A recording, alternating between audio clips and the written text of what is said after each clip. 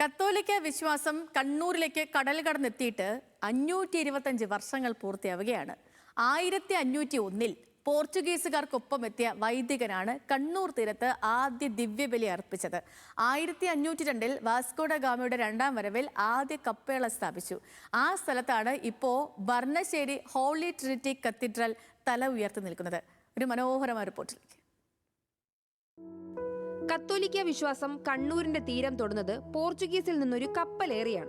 1501 Pedro Alvares Cabral എന്ന വിഖ്യാത നാവികനൊപ്പം എത്തിയ ഫ്രാൻസിസ്കൻ വൈദികൻ ഫാദർ ഗസ്റ്റാവോ കണ്ണൂരിൽ ആദ്യ ദിവ്യബലി അർപ്പിച്ചു. തൊട്ടടുത്ത വർഷം വാസ്കോഡ ഗാമയുടെ കേരളത്തിലേക്കുള്ള രണ്ടാം വരവ്. ഈ വരവിൽ കണ്ണൂരിൽ ആദ്യ കപ്പേള നിർമ്മിച്ചു. നോസ സെഞ്ഞോര ഡിവിറ്റോറിയ അഥവാ വിജയത്തിന്റെ മാതാവ് എന്നായിരുന്നു പേര്. അന്നത്തെ കപ്പേളയിരുന്ന അതേ സ്ഥാനത്താണ് ബർണശ്ശേരി ഹോളി ട്രിനിറ്റി കത്തീഡ്രൽ ഇന്ന് തല ഉയർത്തി നിൽക്കുന്നത്.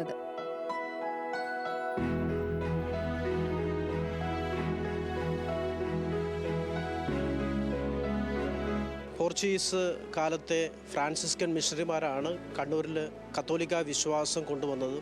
ഈ ഒരു കണ്ണൂരിന് 525 വർഷത്തെ ക്രൈസ്തവ പാരമ്പര്യം അവകാശപ്പെടുവാനായിട്ടുണ്ട്. ഈ ഒരു ജൂബിലി ആഘോഷം ഇവിടെ തുടക്കം കുറിക്കുമ്പോൾ ഇതിൻ്റെ ഭാഗമായിട്ട് ഒരു സപ്തതല പദ്ധതികളാണ് രൂപത വിഭാവനം ചെയ്ത് നടപ്പിലാക്കുവാനായിട്ട് പോകുന്നത്. അജപാലന മേഖലയിലും സാമൂഹിക മേഖലയിലും വിദ്യാഭ്യാസ മേഖലയിലും പരിസ്ഥിതി മേഖലയിലും കുടുംബപരമായിട്ടുള്ള മേഖലയിലും ഊന്നിക്കൊണ്ടുള്ള ഒത്തിരി വികസനോന്മുഖമായിട്ടുള്ള പരിപാടികളാണ് രൂപത ആസൂത്രണം ചെയ്ത് നടപ്പിലാക്കുവാനായിട്ട് പോകുന്നത്.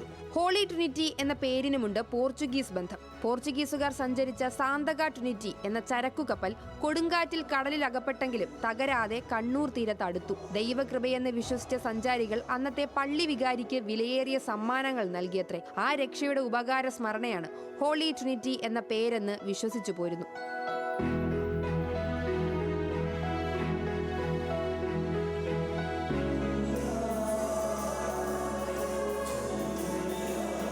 കത്തോലിക്ക വിശ്വാസം കണ്ണൂരിലെത്തിയതിന്റെ 525 വർഷങ്ങൾ പൂർത്തിയാവുന്നതിന്റെ ഭാഗമായി വിപുലമായ പരിപാടികളാണ് ബർണശ്ശേരി ഹോളി ട്രിനിറ്റി കത്തീഡ്രലിൽ സംഘടിപ്പിച്ചത്. ആഘോഷ പരിപാടികളുടെ ഉദ്ഘാടനം കണ്ണൂർ രൂപതാ മെത്രാൻ ഡോക്ടർ അലക്സ് വടക്കുംതല നിർവഹിച്ചു. വിവിധ പ്രാർത്ഥനകളും അനുബന്ധ പരിപാടികളും ഇന്നും നാളെയുമായി തുടരും. ന്യൂസ് മലയാളം, കണ്ണൂർ.